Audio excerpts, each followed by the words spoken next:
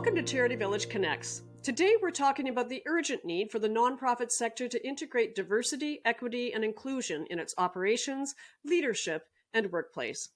Joining us today is Trish Mandewo, the co-founder and CEO of Synergy Executive and Boards Consulting Group, a company that recruits and supports the advancement of Black, Indigenous, and visible minority subject matter experts and senior executives seeking to take their voices and expertise to the boardroom, C-suite, and other decision-making tables.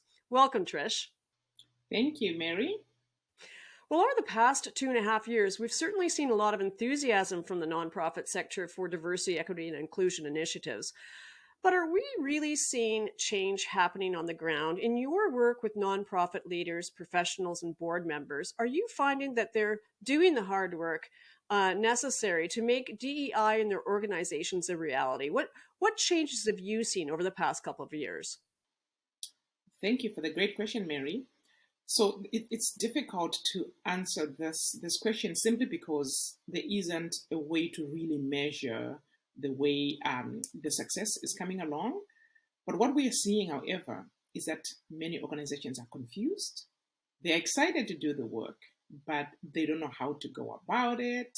And so you find that they end up doing the little things that they think are the best thing, but there's generally more confusion. And in my opinion, we are not moving the needle much. Well, that certainly echoes what many of our respondents in our Charity Village Diversity Survey reported. Many of those respondents said that although they wanted to do a better job of integrating DEI into their organizations, they really struggled with knowing what to do, how to tackle, what to start first. And really would be great to have your advice on what you think that nonprofits should do to begin their DEI journey. For sure. The first thing always is to get a baseline. You have to know where you are at. And for each and every organization or any nonprofit out there, the stage that they are at is different from the next one. So get your baseline so you can know where you're starting. And then from there, they need to create a roadmap. And with that, I mean, they need to find the pragmatic approach that's going to get them to the intended results, right? So when they know this is where we are at, and then they set a target of where they want to go, and they set the steps, and to ensure that those steps are also measurable, right? Because you can only define success. The earlier question was, are we, making any change? But if we don't put those KPIs in place, we're not going to be able to know, or the organization is not going to be able to know whether they are really going forward or not. And the last thing that I want to tell organizations is be vulnerable. Be able to say, I don't know where to go from now. Can you help me? Like, be vulnerable, even to their staff, to their teams, to say, we don't know. We're trying our best, but we don't know where we're going. And what do you see at the board level? Is it a different story? What do you see as the best first steps when it comes to the board of directors and the recruitment strategies, and even how they engage in business of the board?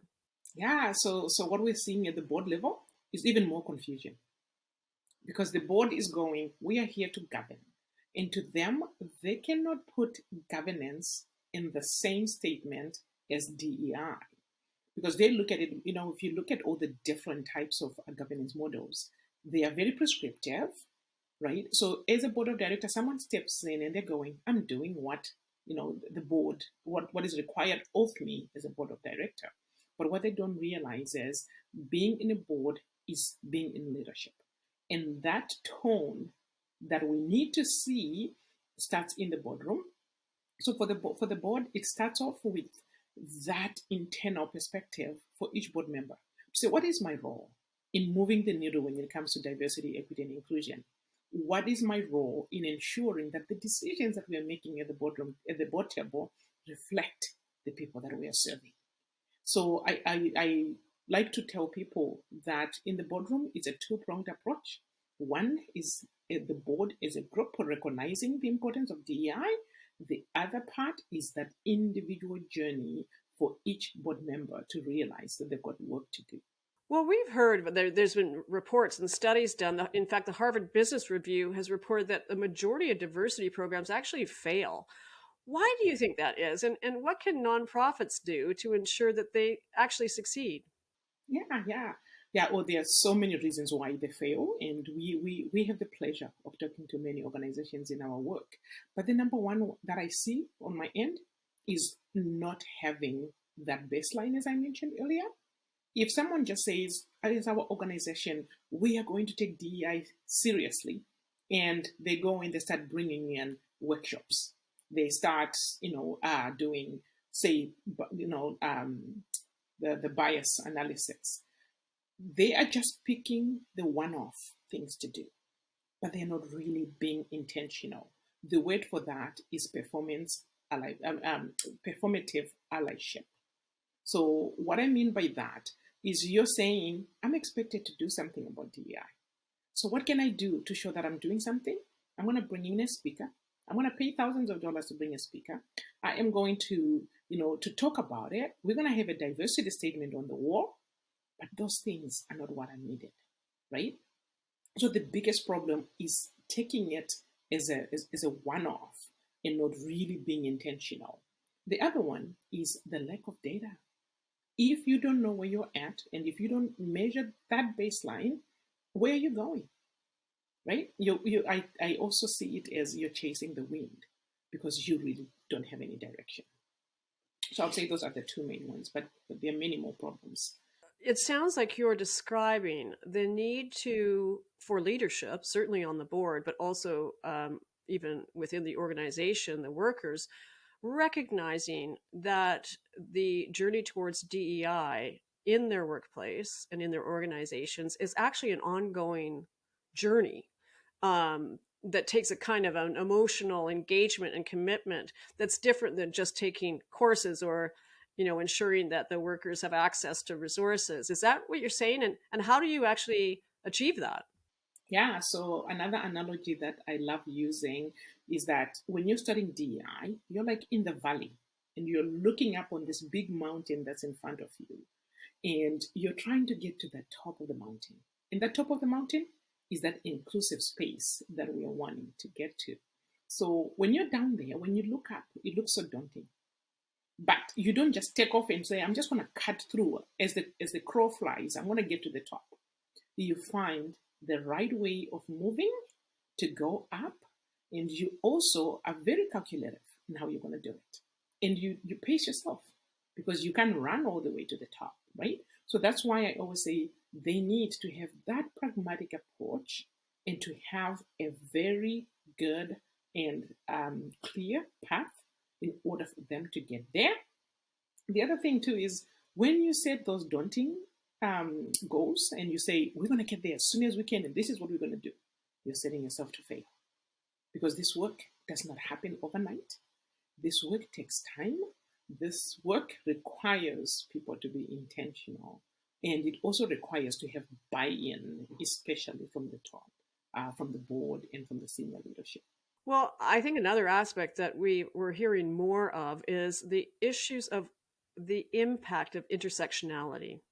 And I'd like to know what you think that organizations can do to best acknowledge intersectionality and focus on broader representation when crafting their overarching DEI strategy. Yeah, for sure. Yeah, we often talk about the different dimensions of diversity. But when we talk about different dimensions of diversity, sometimes it's misinterpreted by people because then someone comes in and say, hey, when I grew up, I was the only person that, that was blonde in my class. And people picked on me for that. Or if someone comes in and say, oh, we all feel challenges, right? So they see that their particular difference and they bring it into this conversation and say, we are all different. So we all face challenges. So why are we doing this work, right? So when you look at intersectionality, you're looking, for example, me. I am of African descent. I have an accent. I'm a woman. I am Black. I'm a big girl. All those are my intersectional items that can come in that people can use to judge me and to marginalize me, if I can put it that way. So in an organization, you need to look at all these intersectional identities and be able to say, is this person able to show up and able to come in as their whole self, with all these different identities, are we serving them well? If not, where are we lacking?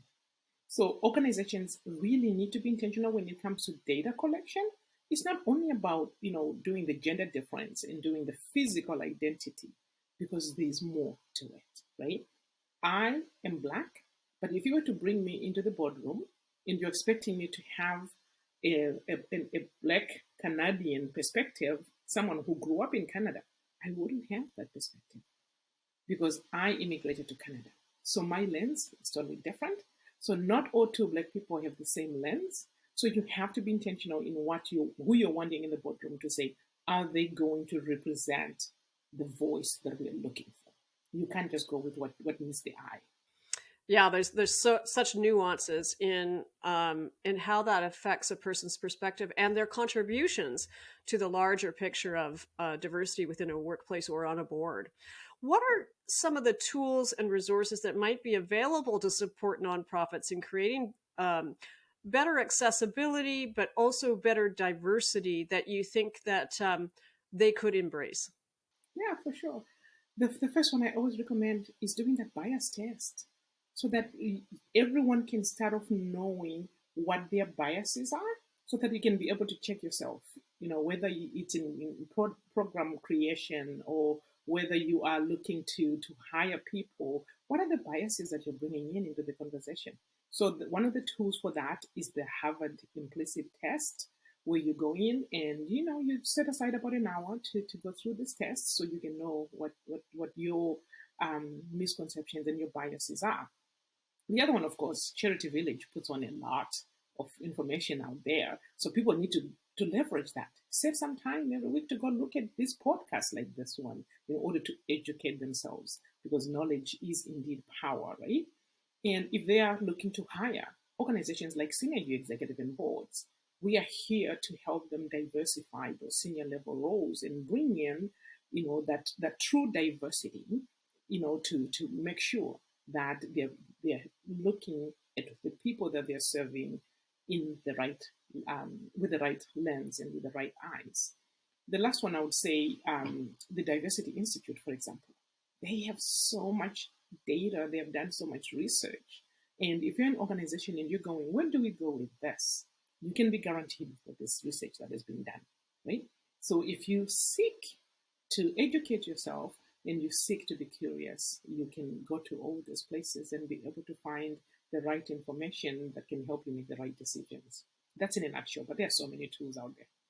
Well, actually, CharityVillage is really proud to be working with you and the Synergy Executive and Boards Consulting Group to help develop e-learning courses to help nonprofits in their DEI journey. Can you talk a little bit about this partnership, the kind of courses that we're developing, and what it will offer to nonprofits in Canada?